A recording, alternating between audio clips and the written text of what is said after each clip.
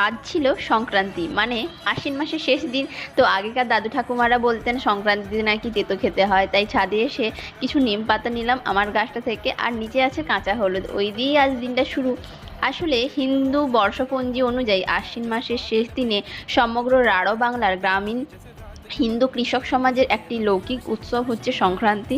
আসলে এই সময় না ধান খেতে বা ধান গাছকে আমাদের গ্রাম বাংলায় গর্ভিণী জ্ঞানে পূজা করা হয় এবং লক্ষ্মী পূজাও করা হয়, কারণ সম্পদের অধিষ্ঠাত্রী দেবী বলে কথা। যদিও লক্ষ্মী পুজো অনেক আগেই চলে গেছে। তো আমি নিচে এসে এখন ওই যে নিম পাতা তুলে এনেছিলাম, নিম আর হলুদ খাচ্ছি, তো খুবই বাজে খেতে। তো খাওয়া মোটামুটিভাবে কমপ্লিট, দিয়ে একটু নিজেকে ফ্রেশ করার জন্য নিয়ে চলে এসেছি পিঠে। যদিও এই পিঠেটা আমাদের বাড়িতে হয়নি, মামাদের বাড়িতে হয়েছিল, তো দিয়ে গেছে। তো তেতো খাওয়ার পরে তো মিষ্টিমুখ একটু করা যেতেই পারে। তো আমার মতো মায়ের কাছে বকা খেয়ে এরকমভাবে সংক্রান্তিতে কে কে দিতে খাও, কমেন্ট করে জানিও।